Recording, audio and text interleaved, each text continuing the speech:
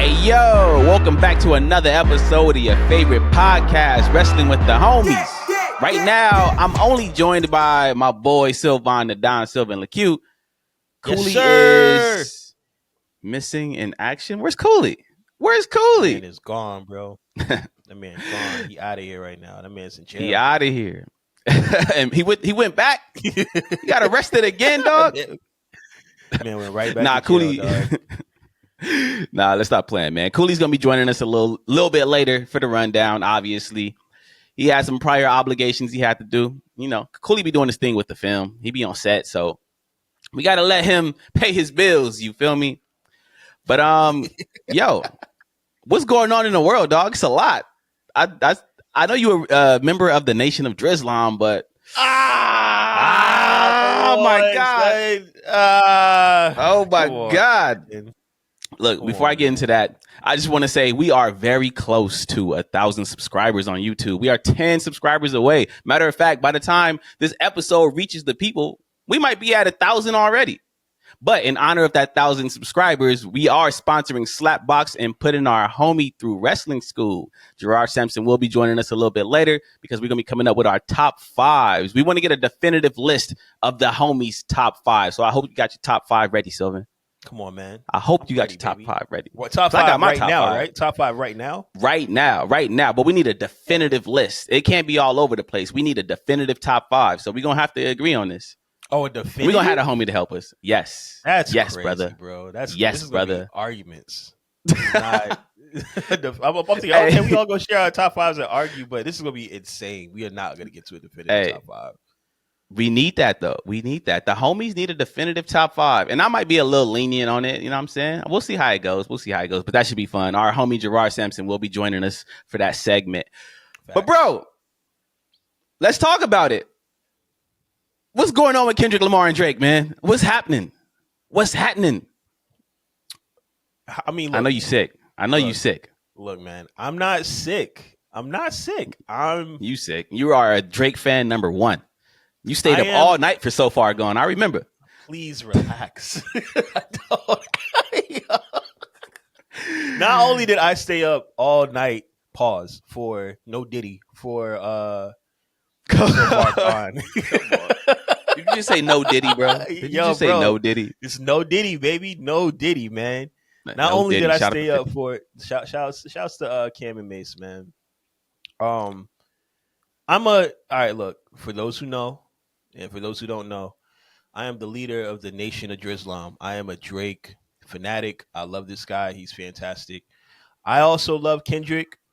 I'm a very big Kendrick fan, despite what the group chat says. This is a long time in the making. I mean, Qwan knows. Qwan is don't let Qwan distract you from the fact that this guy's a hip hop nerd, bro. This dude is a purist. He knows more. He's a sick human being, bro. He knows just as much as I know that this is a Cold War that's finally coming to light, man. And I'm excited, bro. I'm not gonna lie. This is the most excited I've been for music. I'm not gonna say music. That's messed up. But for hip hop music in a long time, dog. Like I'm very, very stoked for this, bro. But I'm also nervous. So you nervous? Wait, why are you nervous? Let's get into it. You don't believe in your boy's skills? I'm not saying I don't believe Yeah, you don't believe Drake can stand toe to toe with Kendrick? Dog, I'm not saying. First off, yes, he can. I believe that. I believe Drake can rap just as good as Kendrick. Let's just get that out the way. I believe that. I don't think Drake is prepared for this though. And let me explain. And bro, you are frozen. I'm frozen? No, you good. Yo, all right, bet. Should we hold on? Let me I don't know what that was. You was glitching, but you good now. Glitching? You good. I'm back in the building. You was glitching, bro. All right, you back in the building. Back. But continue your thought. All right, look. I want to say first and foremost that like I don't believe I love Drake. I love Drake a lot, but I don't believe he's prepared for this right now. And I'm not saying that from a standpoint of Drake not being able to compete with Kendrick. I'm saying that from a standpoint of Drake is a very reactionary person. When I think about every single beef that Drake has ever been in, it's always been a reaction. The Meek Mill thing, he wasn't prepared for that. He had to get prepared, and it helped him. And he's kind of been paranoid ever since. The Pusha T thing, he wasn't prepared for that. He just responded and jumped out the window, and that was it didn't work out for him. That didn't work out for him. That was a bad decision. It was a very bad decision. Very bad decision. And I don't think he's prepared for this. I don't think Drake doesn't strike me as someone who stays ready. He strikes me as somebody who's very reactionary, and he moves in the moment.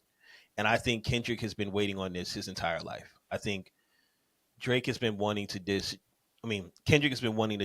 Drake for about 10 years. He's been wanting to go to war with this guy for a very long time.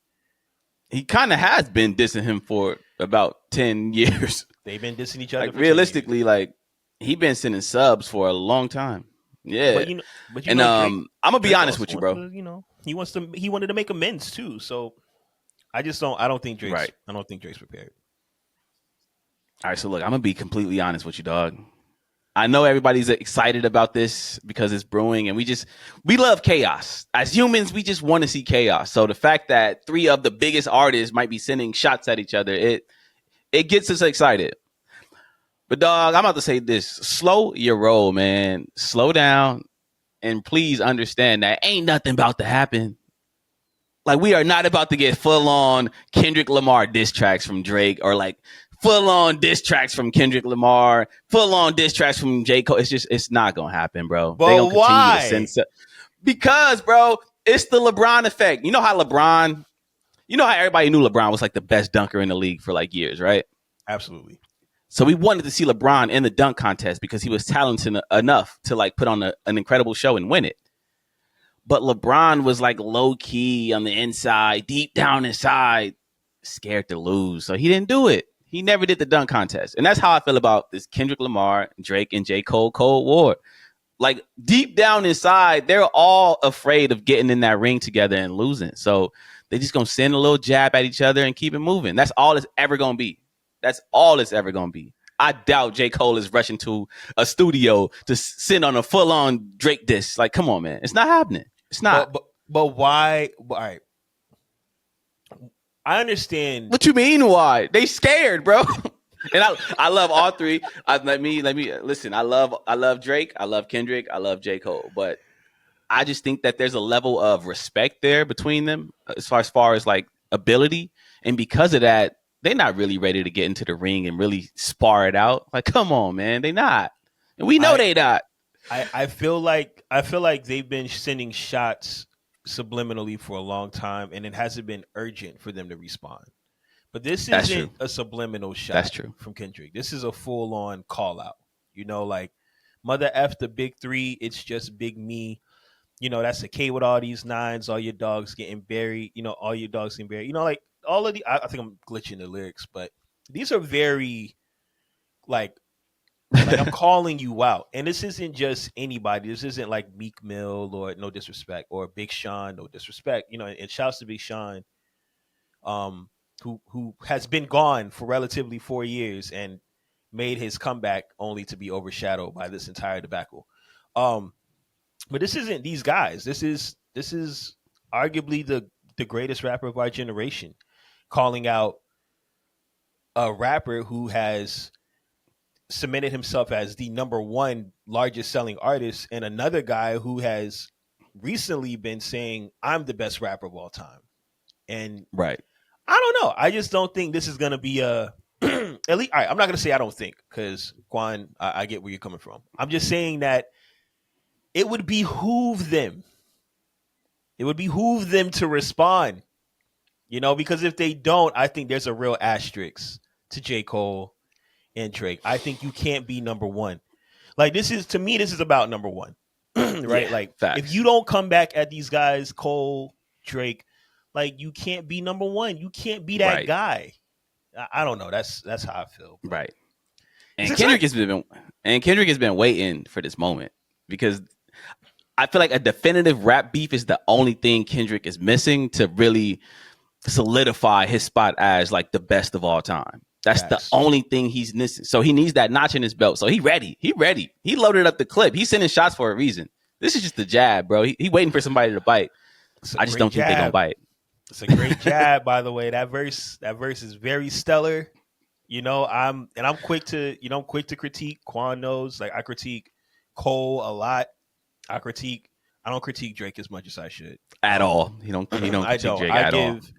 I give Drake so many passes. I really am a stan, and it's really unfortunate. But this was a stellar jab from Kendrick, man, and bro, it's exciting. And not only that, it's civil war. Like, everybody's beefing. I guess Drake got problems with Future, and Metro got problems, and then everybody's unfollowing each other. It's just like, I've never seen anything like this. This is Survivor Series. It's like the blood. It's like the bloodline versus like the NWO, bro. Like, what's going on? It's like Invasion, bro, all over again. Bro. I've never seen anything like this, dog. Someone on Twitter said, describe this in like wrestling terms, like this beef in wrestling terms, bro. And what did I say? I'm like, yo, this is like if Scott Hall, who was like clearly the best in NWO, let's just all be honest. Scott Hall was clearly the best. This would be like Scott Hall saying, you know what? F Hulk Hogan, F Kevin Nash, I'm the world order. Ain't no new world order. I am the world order. That's what's happening right now in hip hop. So I'm excited, but I don't want to get my hopes up, man. I don't think we're gonna see what we want to see, to be honest. But who knows? We might not, bro. But I don't know. As an MC who understands and values being number one, you know, we come from that, bro. We come from Lil Wayne and Jay-Z and Nas and all that, and they come from that too. So deep down in their hearts, I think they know if they don't respond, it's an asterisk next to them. It's just gonna be like, well, you ducking Kendrick. You can't be all like J. Cole come out with all these subs or freestyle, which have been hard. His Vaults freestyles have been great. They've been great. But you drop another one of them things and you ain't addressing nobody, we gonna start, bro. It's already happening. I don't know if you saw the video with Drake and people being like, "Yo, Kendrick is better, bro. Kendrick is better." It's like at a certain point, bro. That's just the start. It's only been 24 hours, man. So we'll see how it goes. It's gonna be a good time. If this track start flying off, man, I'm not gonna know what to do. I'm just gonna be like, sit back and enjoy the ride, man. Sit back and enjoy the ride. Enjoy, bro. I'm stoked. I'm a kid. Who wins a wrestling match between Kendrick Lamar and Drake?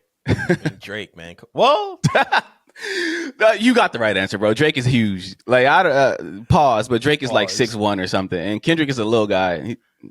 Probably a good 5'8", 5'9". I don't know. Come on, Daniel man. Bryan, Come on, man. You know, Daniel Bryan's a small Stop. dude. Are you calling Kendrick Lamar Daniel Bryan? It's not a bad comparison. It's really not. It's really not, because Bryan Danielson is one of the greatest ever. So it kind of makes sense, actually. That might be an on-point comparison, actually. So shouts out to you. And look, we gonna get into this wrestling. I'm sorry. I know I'm stretching it a little bit. People at home probably like, yo, why are they talking about Kendrick Lamar and Drake? I'm so sorry.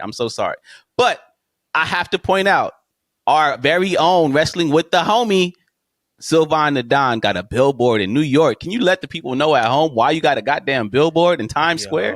Yo, first and foremost, I do have a billboard in Times Square. All right, so boom. There's a company named Duetti that I did business with. I'm giving them shouts out on the pod. I did business with them 2 years ago, and we did really great business. I licensed out a few records. It was a good business deal. They called me. My ex-manager actually called me and was like, yo, we're putting up a billboard in Times Square. We want you to be the face of the campaign. Will you come out, show love, all expense paid, quick turnaround? So I showed up. They booked the hotels, booked the flights, sent the food, and, I got to flex one time for the gram. It was good times. I haven't slept since then. I just caught up on sleep now. New York is crazy. So, but yeah, shouts to Duetti, man, and shouts to all the fans, because the song that ended up being on that billboard changed my life, man. That Best Me record did a lot for me. So appreciate y'all, man. That's insane, man. You really a rapper, dog. I'm a rapper for like, real. You really a rapper. Like you out here with billboards, bro. Like, come on, man. I really do this, Like, I really be in the paint, man. I got some That's stories. ill. That's ill. That's ill. Man. We need that wrestling with the homie billboard. When that's coming? Yo, when is that coming? We need that expeditiously, bro. Like actually. They're gonna put that one in Harlem. Bro, once we start getting in these like press rooms, bro, it's over, bro. They're gonna hate us but love us. Right. We on the way. Like I said, we 10 away from 1,000 subscribers. This is what, episode 35, 34, 35? So I think we almost there. Yeah. Perfect 10, we almost there, man. And look, if you haven't already, make sure you head over to www.homies.com and check out what we got over there, man. Grab you a t-shirt or something. Help me feed my kids, bro. I'm just playing. I don't have no goddamn kids. That's a joke. So help me feed don't take that kids. And run with it. Yeah, man. Like, help me feed myself. I'm just keep it a buck. Help me feed myself. I'm hungry. All right, man. You ready to get into this wrestling talk? This nerd talk? Oh, you already know, man. Come on. I'm ready. Got some hot takes. All right, so look, man. I know you do. And we'll get all into your hot takes on Cody Rhodes in a little bit. But, bro, the wrestling megastar, right? The larger-than-life wrestling megastar has been a thing since the beginning of time. And you know what that is. That's pretty much a wrestler who is so popular in this wrestling space that they transcend wrestling and they become crossover superstars to the world. And that's been the thing since the beginning of time. We saw like guys like Gorgeous George transition to the 80s. We had Hulk Hogan, Andre the Giant, Macho Man Randy Savage. These are larger-than-life superstars. In the 90s, we had who? Stone Cold Steve Austin, The Rock. I would argue that the very last megastar we've had was John Cena. Now, I know some people would want to try to push Batista in that conversation, and I wouldn't be mad at it because I love Batista, so cool. Really? Batista and John Cena. I mean, he is kind of a huge superstar. He's like Marvel. Okay, yeah, I see what you're saying. Okay, he's crossed over. Batista has crossed over to a degree. Absolutely. Not like John Cena, though. John Cena is like a starring man at this point. He has transcended wrestling and beyond. Okay, I can respect that. But I got a question for you. Why does it seem like today lacks that larger-than-life megastar? Is it just me? Because at one point, I thought like Roman Reigns was that. Like, I genuinely, in my heart, believe that Roman Reigns was a larger-than-life superstar. And then The Rock walked into the building, and it was like, yo, he don't look like a superstar next to The Rock. I like to compare it to, like, a hooper at 24-Hour Fitness. Like, they might be nice. They might be the best in that gym. But the minute a real NBA player walks into that gym, you see the clear difference. And that's what's happening right now, bro. That's genuinely what's happening right now. The Rock walked back into that company and like it's very clear that there's a difference between The Rock and everybody else. The Rock is clearly up here and everybody else is tiers below, like 3-4 tiers below. And that's no shot at Cody Rhodes and Seth Rollins and LA Knight, but it really feels like we're missing that one true crossover megastar. I know LA Knight likes to call himself the megastar, but let's just be honest. He ain't no goddamn megastar. And don't nobody know LA Knight like that. So I'm wondering, why does it feel like there's a ceiling on today's superstars? Why are they not crossing over the way the superstars before them did? And I got a couple of theories about it. I want to get your take on these. My first theory was maybe the guys of today just ain't good enough.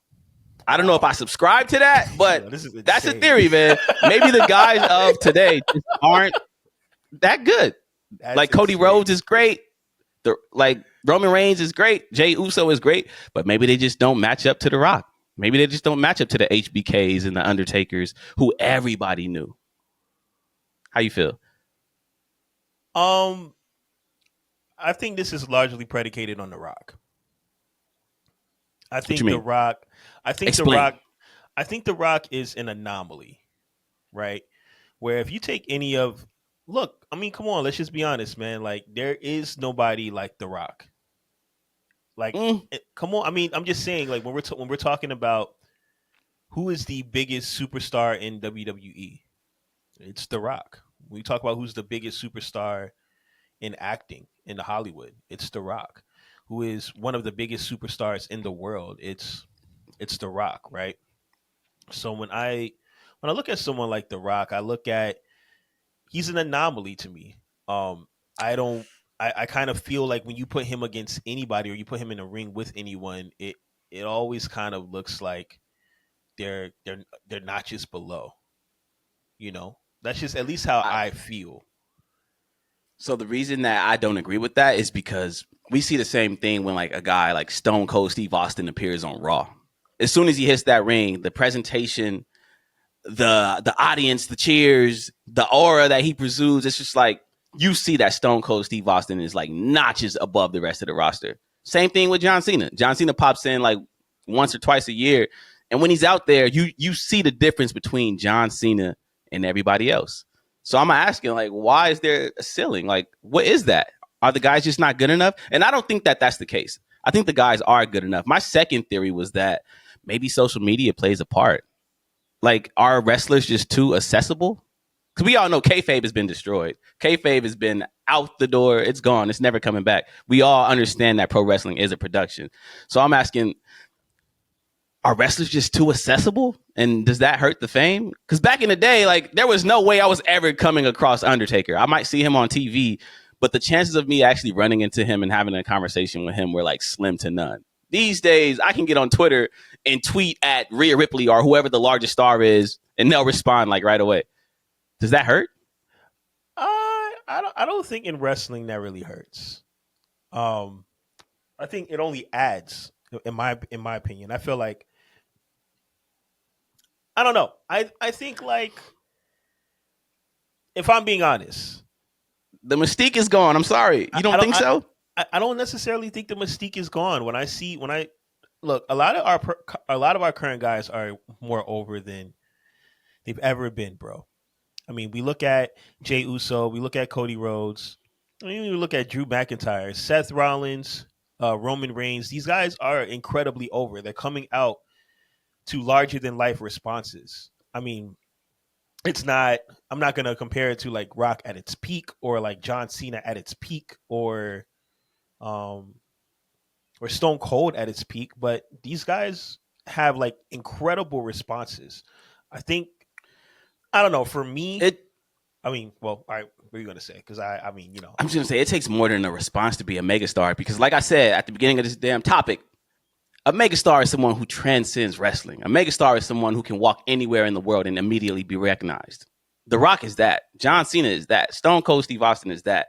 These guys today, there's like a ceiling. Like Cody Rhodes is a star in this wrestling bubble. When we're watching the show, Cody Rhodes feels like a star. But let's be honest, man. Do people really know Cody Rhodes like that? To a person that's not watching wrestling every night, do they know who Cody Rhodes is? They probably think he's a politician.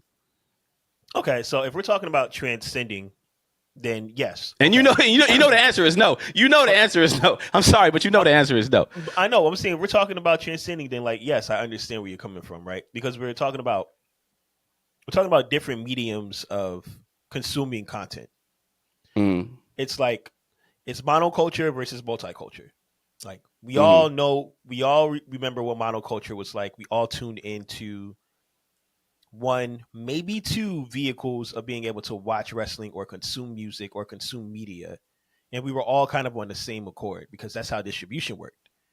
So in that facet, everything seemed larger than life. And everyone seemed to at least be aware of what was going on to a certain degree. That's not really the case anymore. Now you can tune in to wherever you want to tune into. You don't have to be privy to anything, because there's so many diverse ways to consume your content. So, yes, in that capacity, when it comes down to transcending wrestling as more than just a superstar in WWE, yes, these guys haven't done that. As opposed to maybe, let's say, a Logan Paul, right? Who is clearly just he's clearly a superstar in his own right. Like he's that was a phenomenon. Right? Like talk about an anomaly. That's a real anomaly. Superstar world athlete has amassed, I don't know, a bajillion followers across all social platforms, has the star power to come into WWE and be a superstar. Now he transcends WWE, obviously, but that's because he's already built his name outside of that. Right. So I mean, in that capacity, if we're talking about transcending WWE, then we kind of have to blame it on how we consume our media. Yeah, that's facts. At least that's just facts. How I feel. that I feel like WWE is biggest it's ever been, but we all don't have to pay attention. Right. And it feels like fan bases are a lot more segmented these days. And because of that, because like you said, there's so many different mediums to consume. Yeah. For instance, a guy like Mr. Beast has the most YouTube followers in the world. Like, he has the biggest YouTube page. But a lot of people wouldn't recognize Mr. Beast from a can of paint. I don't know what he looks like.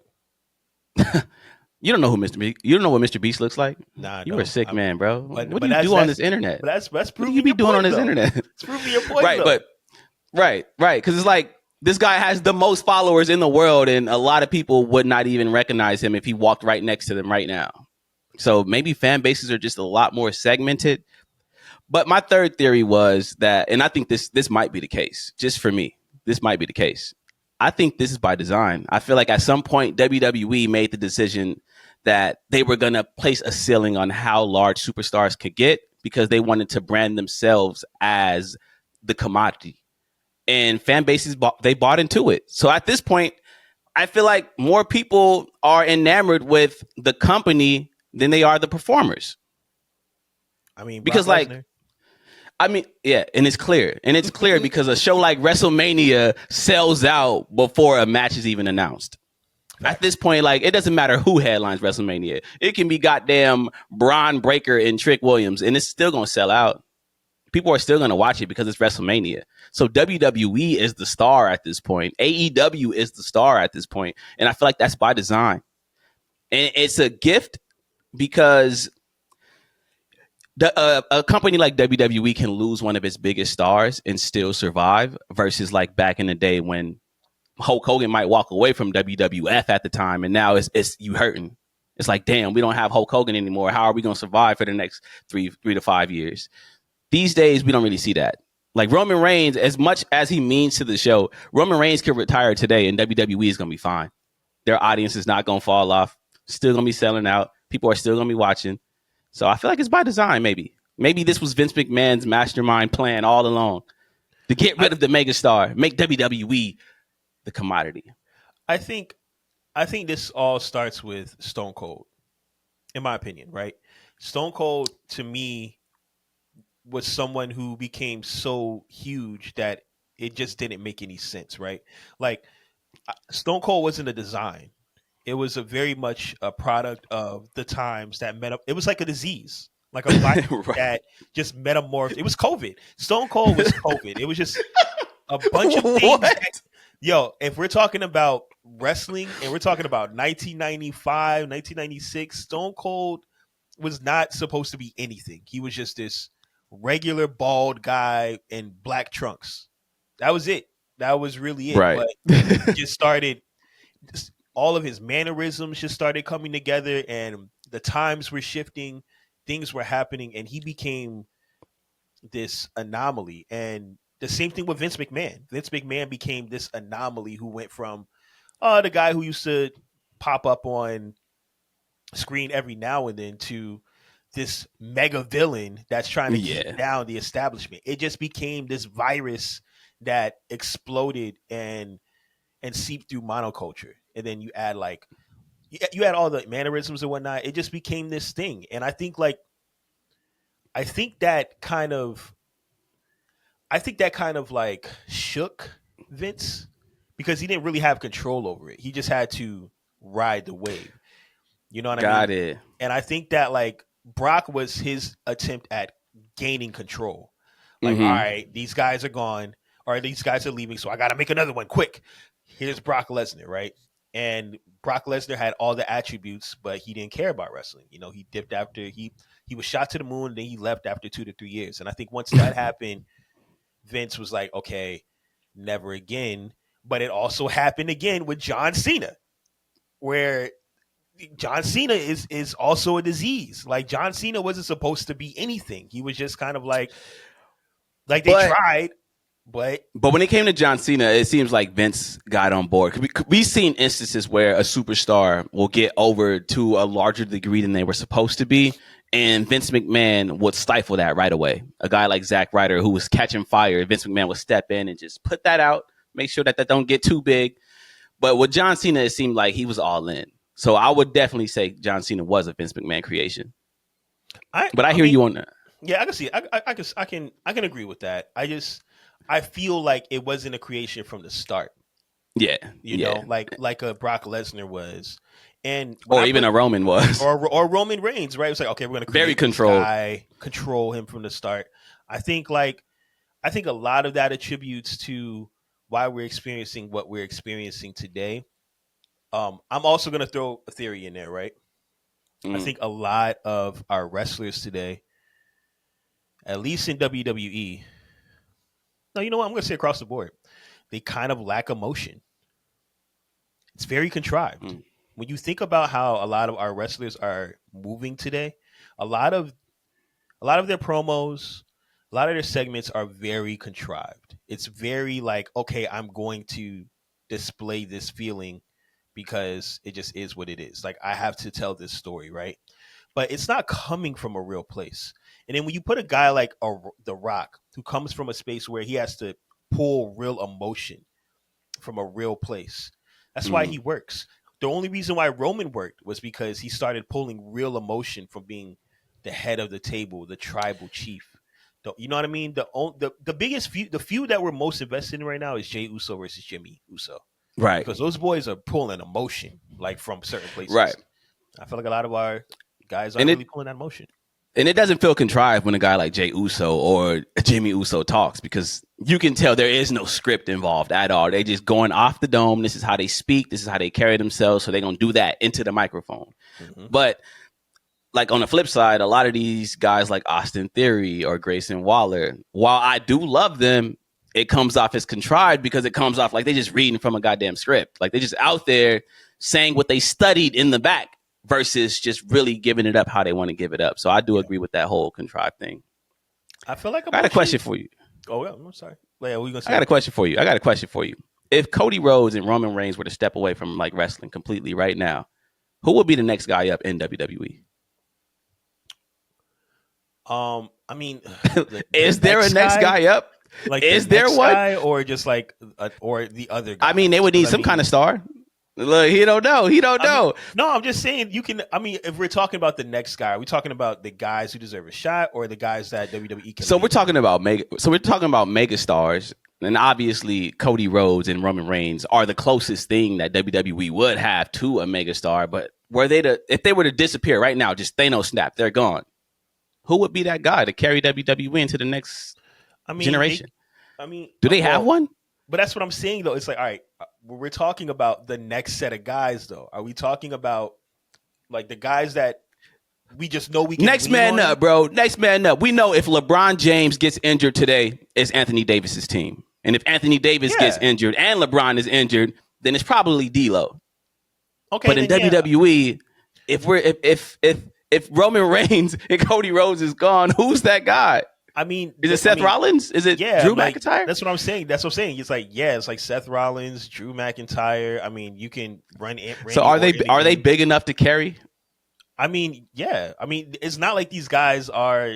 You out your goddamn mind, bro. I'm not saying I'm not saying they're as big as Roman Reigns and Cody Rhodes, but I am saying why you dodging the question, bro? Why you dodging? I just answered it though. I said Seth Rollins, Drew McIntyre. So Seth Rollins is the guy.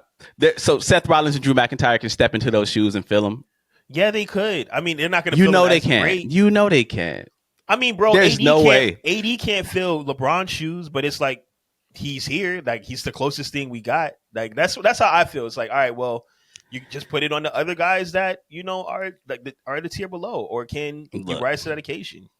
I'm gonna be honest with you, bro. I'm gonna be completely honest with you, bro.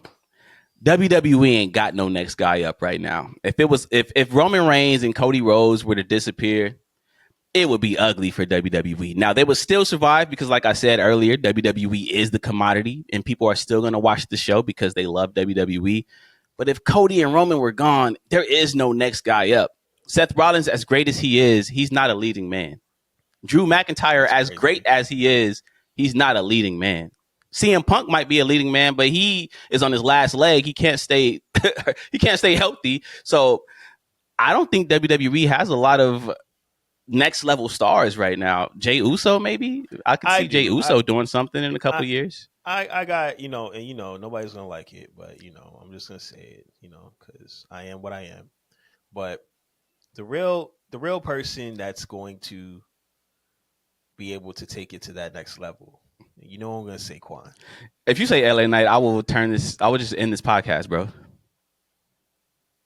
LA Knight is the person who would take it to the next level. I mean, come on. All right, this guy has it all, man. I mean, come on. Like, if we're talking about people we want to put in position, I mean, what does LA Knight not have? Star power.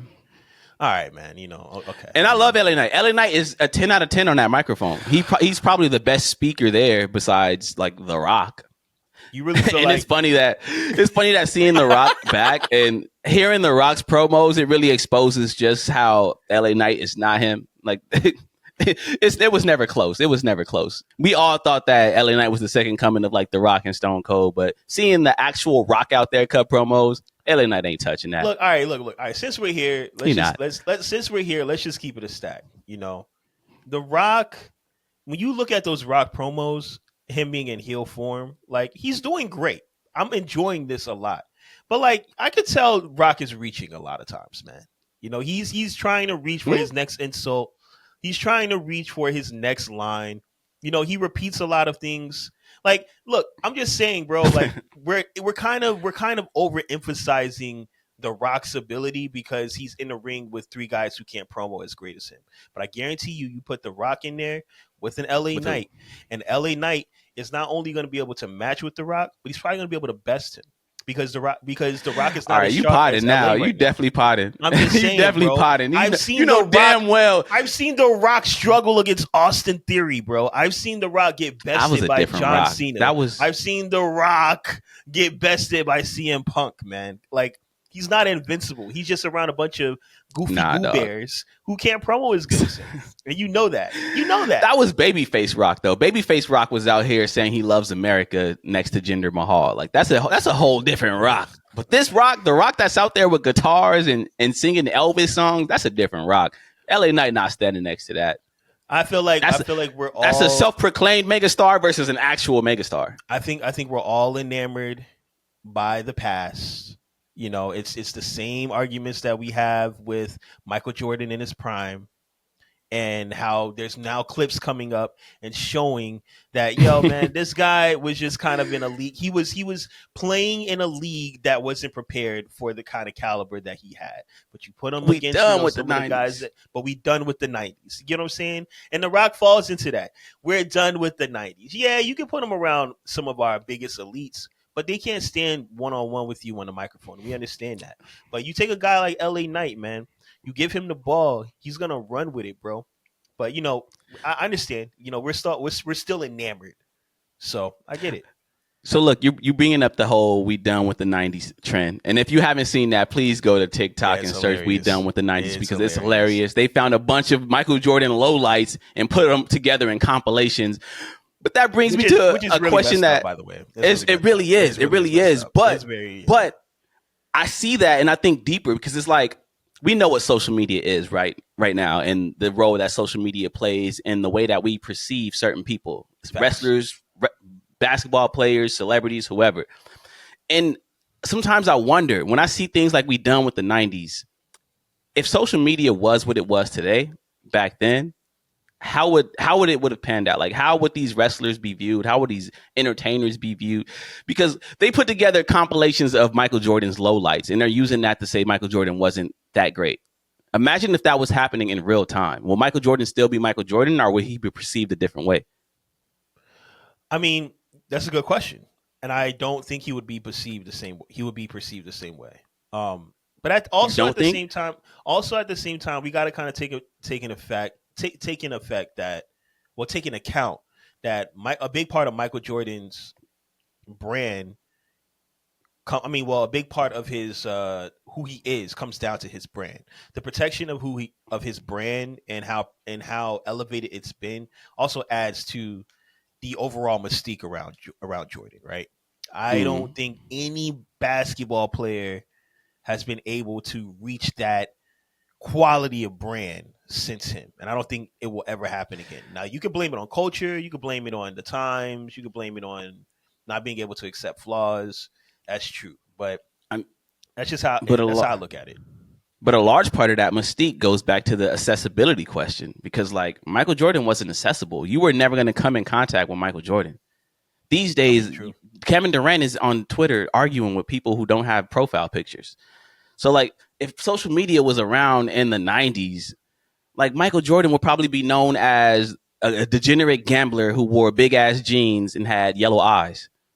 I don't think he would be perceived the same way. There wouldn't be this mystique Air Jordan. It would be like, yo, because that's what they do to LeBron James, bro. Like, if LeBron James was around in the 90s where there was no social media, he would be the most beloved athlete of all time. But if you search right now who the most hated athletes are in the world, the number one hated athlete is a guy who has never had any controversy, LeBron James. I mean, and that's because of social media.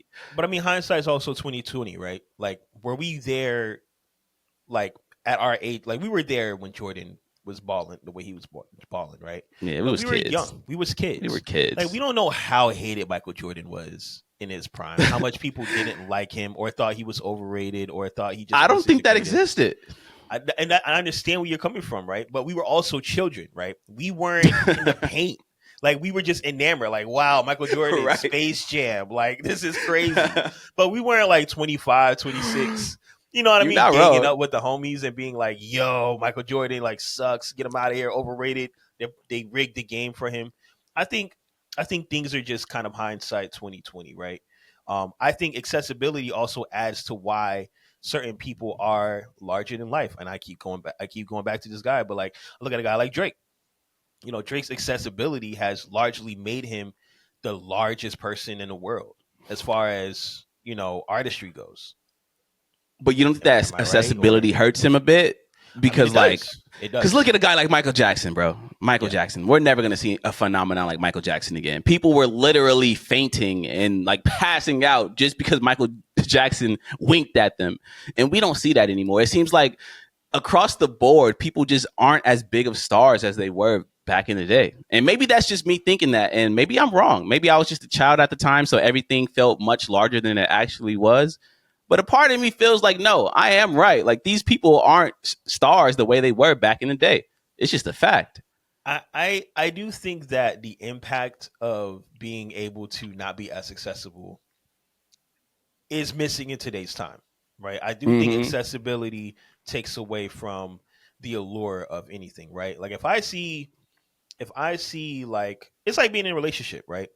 If I'm in a relationship with my girl, I'm going to expect to see her every single day, right? She may go away for 8 hours, 9 hours, but I know she's coming back home, at least if I'm in a good relationship. But, you know, seeing a new girl and being single, you know, there's automatically going to be like this, ooh, what's going on? Like, I wonder how, you know, it's going to be exciting because you sure you want to say this on the podcast, bro? I mean, it's the same you sure you want to say this while the camera's rolling, dog? It's the same thing for women. I'm sure like a woman is going to see her man every single day and be like, okay, I expect my man to be here. At a certain point, it's just not, I'm not going to say it's going to lose its lust or allure, but it's expected. It's not going to be like oh my God, you're here, you know, as opposed to she starts dating a new man and it's going to be like, oh, like, I wonder what's going to happen this time. You know, the excitement is a lot more easily accessible because you're not dealing with someone every single day. You know, that's why relationships take work. But I apply that to culture, right? If I can't access you and I don't know what you're doing every single day, then when I do finally get to get my eyes on you and see you in concert, or you finally drop an album, it's going to mean so much more. But if I can see you on Instagram every single day, then I might feel like I know you, and it may not feel as urgent.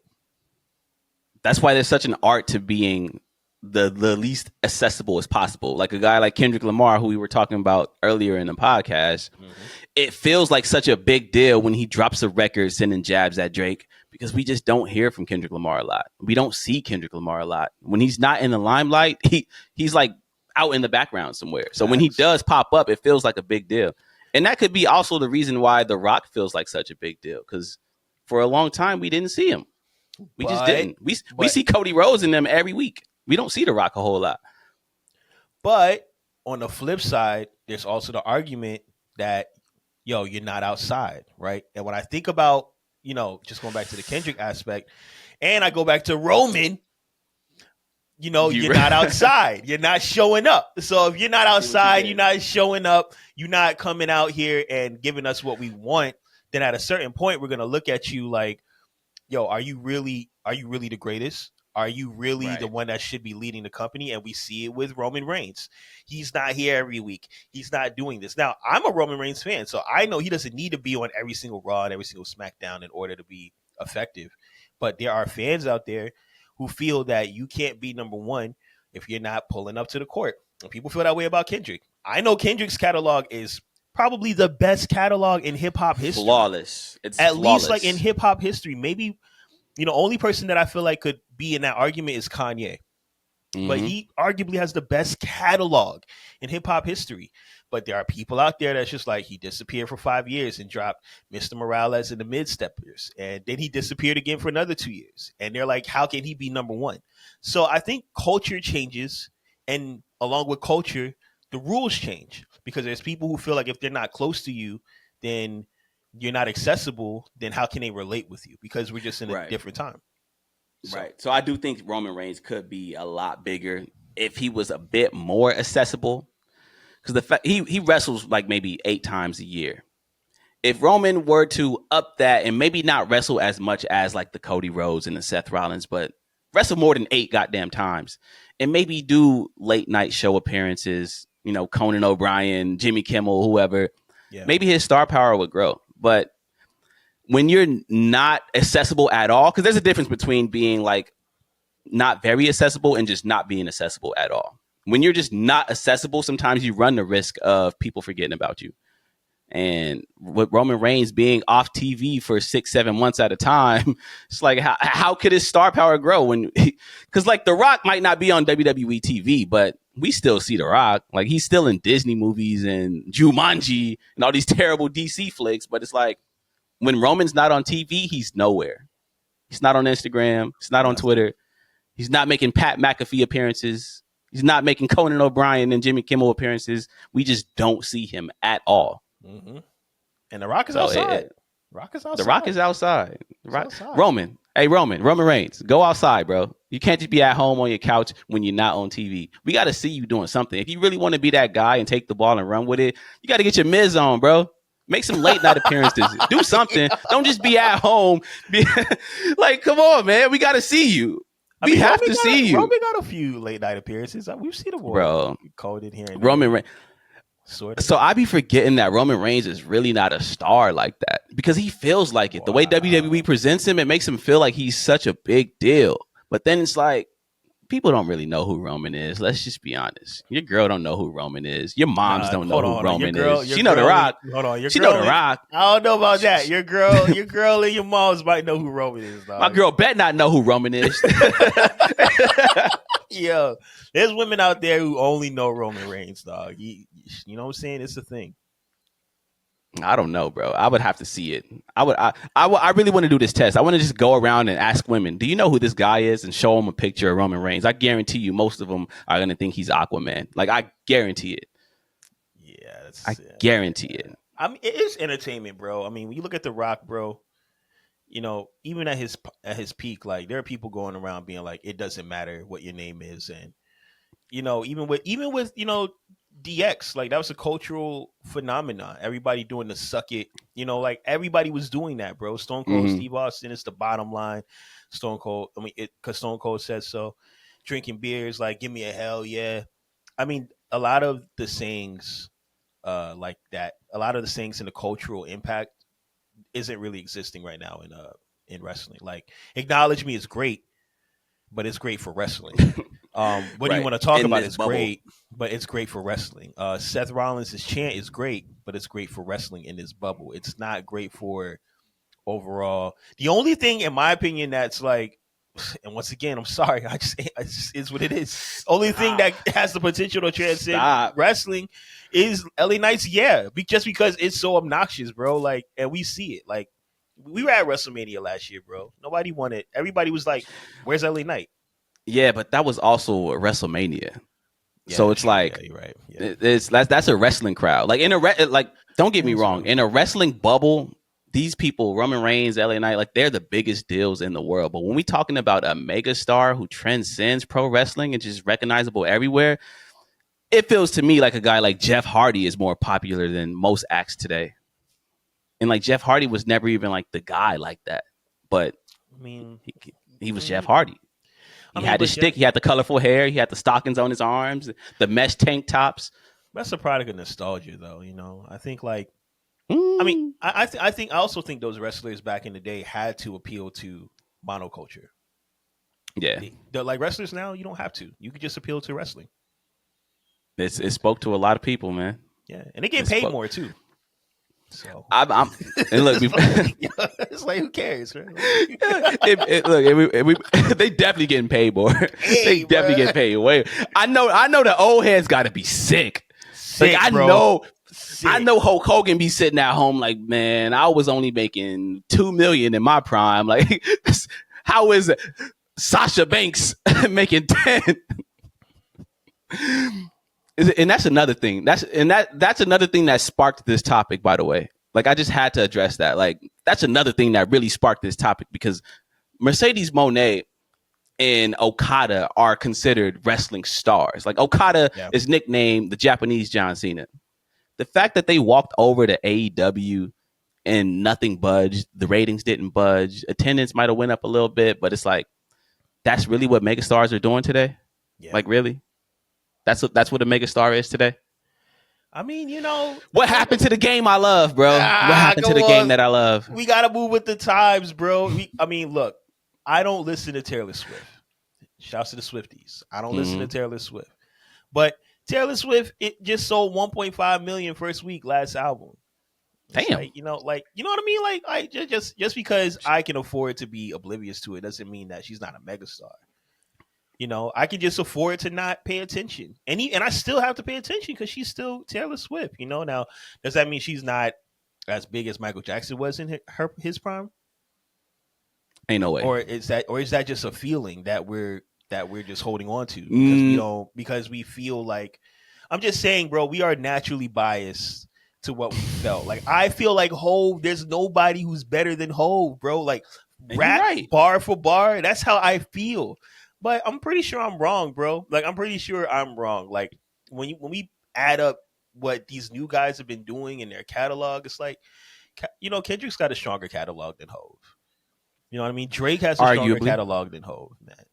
J. Cole might have a stronger catalog than Hov. Some of those Hov albums are not good, bro. They're not. Like, yeah, they're not. Blueprint 3 is not good. Dynasty's okay. Blueprint Tra sucks. That's what he called it. Blueprint Tra. Yeah, Blueprint Tra. I don't even want to get started on Magna Carta, Holy Grail, or Volume 3. But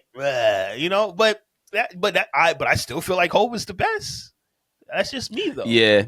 So how much of it is subjective and how much of it is just like a fact? Because I feel like saying Taylor Swift is not as big as Michael Jackson is just a fact. I don't think that's subjective at all. Like, now I get she is selling a lot of records, and by today's standards, she's huge. She's a megastar. Like, we watch the Super Bowl and we see her 30 times. So she's clearly a megastar, but Michael Jackson fame is a little different. That's like once in a lifetime generational. I mean, I feel that way, right? I feel like Michael Jackson. I don't feel like there'll ever be anyone as famous as Michael Jackson. Just speak like fame. When I think about fame, I think about Michael Jackson. But I mean, to say that, Taylor Swift isn't like as big, I don't know. Like, I could be biased, bro. Like, I could be. I'm just saying. I'm just saying I could be biased, bro. Like, I'm looking at the numbers, yo. This is the Super Bowl. Come on, man. Like, she was at least part of 8 to 20% of the reason why people were watching the Super Bowl, bro. That's insane. That's insane. I don't understand it. I don't get it. But I can't deny the facts. Who's selling 1.5 million records in 2024? In their first week. I don't know. I think a lot of it is subjective. I think we're tied to what made us feel a certain way. And a lot of times that takes us away from objectivity. Hey, maybe. And maybe we really don't need wrestling megastars. Like maybe that's just a thing of the past and it is what it is. Like maybe the more wrestling megastars we have, the more heartbreak we got to go through because these guys are going to eventually leave pro wrestling to go pursue other avenues. And just like, The Rock did, just like John Cena did. So maybe it's a good thing that Roman Reigns has a ceiling and his ceiling is pretty much pro wrestling. Who knows? Who knows? I think as long as these guys, I think if we want megastars, we gotta if we want megastars to transcend, then we need to be able to be more active. We need to play by the rules of today. The only way to rival what happened in the past is not to copy the past, but acclimate to what's going on today. That's why Logan Paul is a megastar. He's probably the only megastar in wrestling because he wasn't defined by wrestling. He's defined by all the avenues he conquered, and then he came to wrestling. So if you want to be a megastar in today's time, don't look to the past. Study what's going on now and acclimate.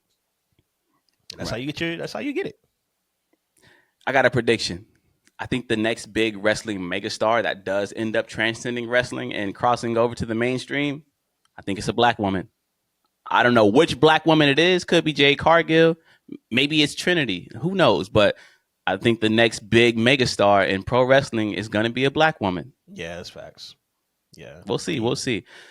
We'll see. It's easy, but I want to right. But I want to hear from the people at home, man. How do y'all feel about megastars? Do we need wrestling megastars? Are today's wrestling stars stuck under a glass ceiling? Can they cross over and be mainstream superstars the way Hulk Hogan and Stone Cold Steve Austin were before?